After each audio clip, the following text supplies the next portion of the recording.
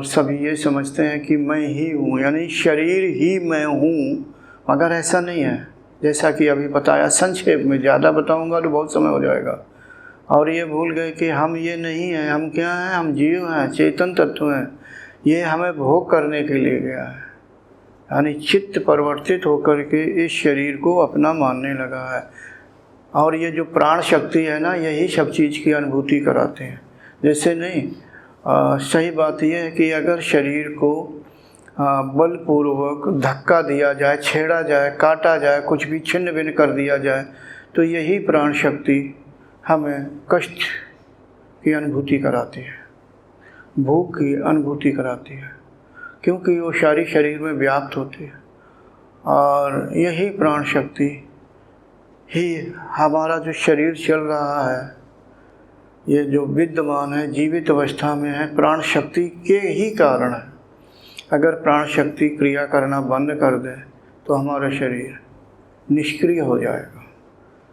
प्राण शक्ति के कारण ये जो शरीर के अंदर के जो छोटे छोटे अंग विद्यमान हैं, वो भी व्यवस्था पूर्वक क्रिया कर रहे हैं। अगर उन अंगों में प्राण शक्ति किसी कारण से कुछ गड़बड़ हो जाए तो वो अंग सही ढंग से काम नहीं करता है, जिसे हम आप ये कह देते हैं कि उस अंग में रोग लग गया है, ऐसी भाषा बोलते हैं। अगर उस अंग में प्राण शक्ति को सही ढंग से व्यवस्था पूर्वक क्रिया करा दें तो वो अंग सही हो जाएगा, चाहे अभ्यास के द्वारा या अन्य किसी प्रकार से। तो हमारा जो ये शरीर चल रहा है, तो उसमें यही प्राण शक्ति क्रिया कर रही होती है। कोई हमारे शरीर के अंदर, सही बात ये है, क्योंकि मैं थोड़ी ऊंची अवस्था बता रहा हूँ, ऐसा बाद में बाहर मत तर्क करना। कुछ परिभाषाएं बदल जाती हैं। कैसी? जैसे हम आप कहते हैं हमारे शरीर के अंदर आत्मा विद्यमान है, अर्थात चेतन तत्व विद्यमान है। कहाँ विद्यमान है? अंतःकरण में। अंतःकरण क्या है? चित्त, यानी चेतन तत्व चित्त में विद्यमान है, ऐसा हम सभी कहते हैं। मगर जब ज्ञान की अवस्था आती, ज्ञान का मतलब तत्व ज्ञान, जब वास्तविकता को जान लेता है या चित्त का साक्षात्कार हो जाता है, तब इसकी परिभाषा बदल जाती है। तो हम क्या कहते हैं?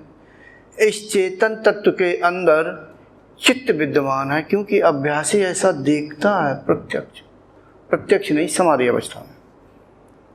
देखो, परिभाषा बदल गई। जिसे हम अभी कहते हैं कि हमारी आत्मा अंतःकरण में विद्यमान है, यानी स्थित है, जब ज्ञान से युक्त हो जाता है आखिरी जन्म में, तो उसे दिखने लगता है कि नहीं, आत्मा यानी चेतन तत्व ही सर्वव्यापक है, और ये जड़ प्रकृति जिससे चित्त बना है, इसकी सीमाएं हैं।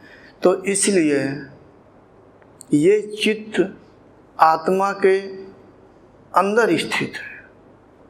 सुनने में अटपटा लग रहा होगा, लेकिन ऐसे थोड़ा बुद्धि पे दबाव दो, समझ में आ जाएगा। अर्थात अज्ञानता की अवस्था में हम ऐसा माने बैठे हैं कि अंतःकरण में चेतन तत्व यानी आत्मा विद्यमान है, मगर ज्ञान की अवस्था में ऐसा नहीं, क्योंकि दिखता है। चेतन तत्व की सीमाएं ज़्यादा होती हैं चित्त की अपेक्षा।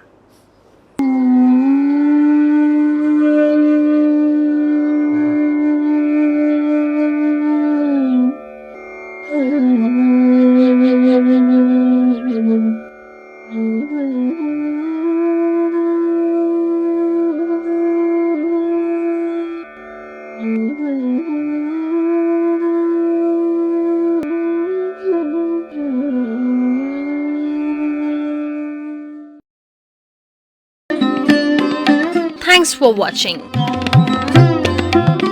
Remember to like, comment and subscribe.